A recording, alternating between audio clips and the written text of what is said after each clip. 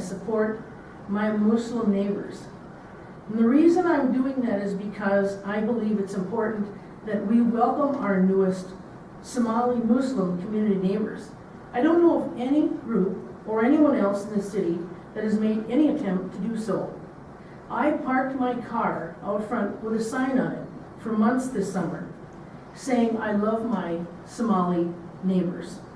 The reason I did that was so that people in the community, Somali Muslim or not, would find me approachable, would maybe seek me out, that I could be one friendly face in the community. And I did meet the Somali Muslim neighbors, friends that I have now. Because of the gracious generosity of some of my peace group members, we were able to get enough money together so that I could go and purchase fruit and other goodies to present 4 fruit baskets to the different newest community members in our area. And it was during Ramadan. And that experience was really rewarding, and I would welcome people to get to know our newest community members. They're a wonderful, rich community. They have a lot of heart, and I think especially because we consider ourselves a Christian community, it's important to do that. I am a licensed minister, and my faith compels me to do things like that. Thank you. Thank you, Robin. Raquel, what is your dream item? I would like to see the bike trail come through. I think that this is a project that's been ongoing for about 8 years now. The Minnesota legislature several years ago granted the city of Little Falls, or the Camp Ripley Memorial Veterans Trail, $1.8 million. It's a great start. But having that bike trail come through Little Falls would bring in such great revenue. In Lanesboro, 15 years ago, there were one little teeny tiny motel and one B&B, and they were struggling to keep their doors open. Today there are 15 hotels and approximately 15 B&Bs. And you have to book a room 2 years in advance in that town. The population of that town is 600 people, and any given night in the summer there are 3,000 people there. So 3,000 people, let's say that's 1,500 hotel beds. Little Falls has just over 300 hotel beds.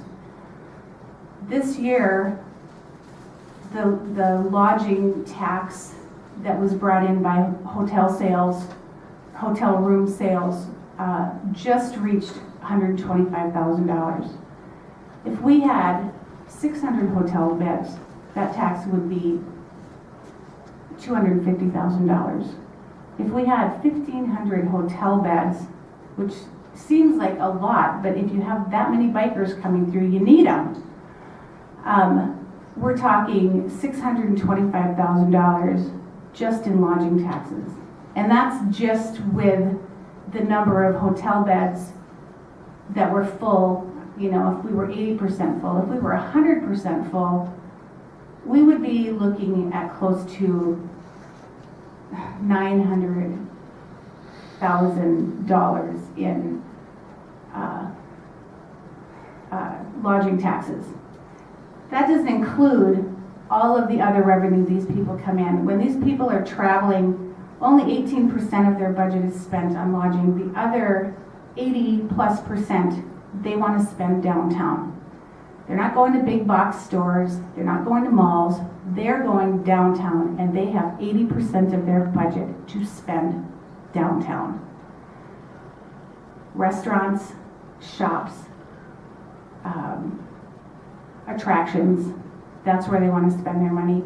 And we need to provide that for them. I'm in the lodging industry. I see people all the time coming to town with money to spend. And we have, I think, 8 empty storefronts downtown right now that we need to fill and offer them something more. So I think that bike trail is just a great way to generate revenue for our town. It'll raise our tax base. It'll provide jobs. I think that's the way to go if I had unlimited funds. Thank you, Raquel. I'd like an opportunity to respond. So we have 30 seconds. I'd just like to say that the sales tax that Raquel is referring to is not only on lodging, it's on what you eat out, restaurant and sales tax. And those monies go entirely to fund the Convention and Visitors Bureau. And I would question that we maybe aren't getting the money that we need back from the effort of our tourism effort in this city. That's an awful lot of money to fund just the tourism board. And that's another reason that cash-strapped Little Fallsians. Your time is up. Okay, thank you. Raquel, do you want 30 seconds? Yes, I would like 30 seconds. Our lodging tax in Little Falls is 3%. Our restaurant tax is 0.5%. It is a Minnesota state law that tax that's collected goes to the Convention and Visitors Bureau for promoting the town. Chris Vonberg has done a fabulous job of promoting Little Falls with the Convention and Visitors Bureau. People are coming to town like never before. The visitors guides. That 30 seconds goes quickly. On to the next question, and it goes back to Raquel. Do you volunteer in the community? And if you do, please cite specific examples such as your faith community, non-for-profits, or other organizations. I have had the opportunity to paint 3 trash cans for Little Falls. So we've got the garbage art that was kind of the Convention Visitors Bureau brainstorm. The Purple Carrot Market is another organization that I have been volunteering in. I am on the ownership committee. I got to design their logo, and I also was allowed to design their brochures, so that's kind of an honor. The Shops of Little Falls is another project that I was involved in. If you go in and look at the paint on the wall, I got to design that, so that was a really fun project. And speaking of the Shops of Little Falls and a community project, if ever there was a community project, this was it. We had single moms and doctors, we had 18-year-olds and 84-year-olds, and we had everything in between working together to get this project done. And to date, the Shops of Little Falls has grossed about $41,000 in sales. So great project. At the Waller House Inn, as a business, we donate occasionally rooms to silent auctions for fundraisers in town. We give a tea party away every year to the zoo for their zoo medallion basket. I'm a member of the Little Falls Dandelions, and we also attend Grace Covenant Church, where we provide a meal for our church family every Wednesday night during the school year, and about once a month I get to prepare that meal, and that's something that I do as a volunteer. Thank you. And Robin, where do you spend your time in the community? Yes, I volunteer my time attending countless city council work sessions and meetings, as well as numerous city committee meetings. I video record, and some of which I provide for broadcasting on local access public television. I've done this for a number of years now. I publish all of these on my blog as a public service. In fact, my challenger here thanked me for being able to catch up with the city council meetings because they're all published on my blog. They should indeed be on the city website for full transparency and for the benefit of all of the community. There isn't any reason why we couldn't and shouldn't have had them on our city website for a number of years. Many cities do that. I've attended community meetings throughout the state and brought back these ideas on video for Little Falls Access Public Television, as well as my blog. From time to time, I also have been a volunteer at the Morrison County Humane Society. And I want to mention that I organized the first annual Central Minnesota Peace and Diversity Fair. That was held in June of 2012. And it was attended by approximately 150 to 200 people. Little Falls needs to be a bridge for peace, especially because of the close proximity with Camp Ripley. We desperately need racial diversity in our town, and we need to recruit racially diverse, different business owners to come here and to stay here. We need some different faces on our city committees. Currently, the city council and every committee has only white people. There's a few females, but it's mostly male dominated. I think we can do better than that. And I think we have a moral responsibility in that we're not a totally white community to have other different races represented and listen to their voices as well. Thank you. And Robin, we're going to come back to you for our final question today. In closing, we touched on a variety of topics today. Is there anything that we did not ask you that you would like to share with the audience? These are some of my ideas not mentioned yet, some of which I've already asked the council members to consider. This year, this winter, the city council will finally be upgrading the bathrooms right outside this door so that anyone who's fully disabled can actually enter them. I have been asking, pleading with, and urging the city council and the mayor to renovate our bathrooms so that they're fully accessible to everyone. So that you don't just come here to pay your water bill or to attend a meeting, you can actually go to the bathroom at City Hall. That's going to be done finally this year. We need a homeless bill of rights, an essential ethics policy, as well as a comprehensive conflict of interest policy. Brainerd has, and so do many other cities. Why not here? Something I asked for years ago. Why wouldn't any council want to be held accountable to a conflict of interest policy or an ethics policy? A human rights commission, something I asked for years ago. Its objective, public education to mitigate and diffuse disputes among parties before they rise to the level of costly litigation.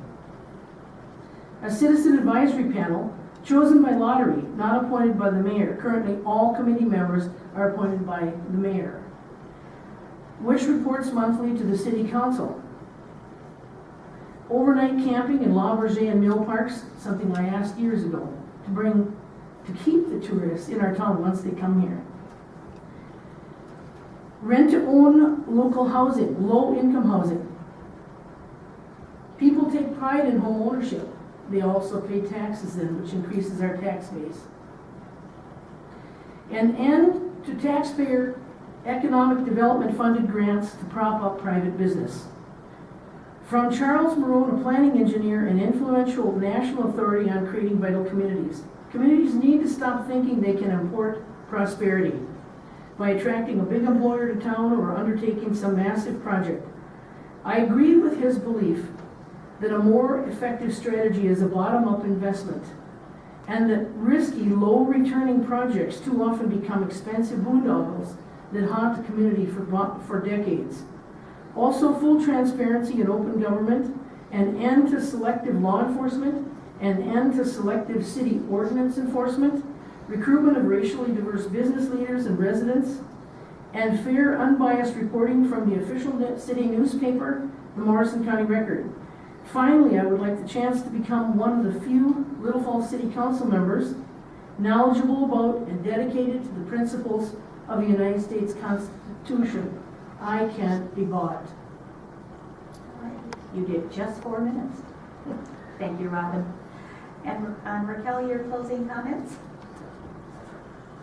Got a lot of good ideas, Ms. Hensel. Thank you.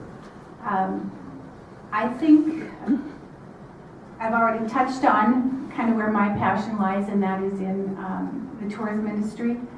I think economic development, especially through tourism, I'd like to see more entrepreneurs, small business owners, and I'd like to see the city of Little Falls provide some incentives for small business owners, provide grants or low interest loans.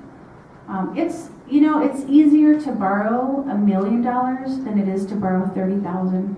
for a small business owner. And so to provide some opportunities like that, I'd like to see our downtown our downtown buildings all filled up. I think that's really important. Again, I'd like to see this bike trail come through. One thing that Little Falls, one area I think that Little Falls really excels in is the green industry. We've got the Sprout Market here now in Little Falls that is supporting about 80 farmers, local farmers in the area. We've got the Purple Carrot Market coming into town. Our high school grows its own food. That's amazing. It's a trendsetter across the nation. There are not very many doing it, and for Little Falls to do that, I think is great. And I think we can really expand on some of these things. Our food shelf is a place where we can improve. There are gleaning programs out there where farmers leave things behind in their field, and they will give it away to volunteers who will come and pick it up. I have a cousin who lives in Kansas City, and she runs a gleaning program where hundreds of thousands of pounds of food every year are given to people in need of food. This is food that's already grown that's going to go to waste. We just need to find people to pick it up and get it to the food shelves. So a lot of good ideas like that. Thank you.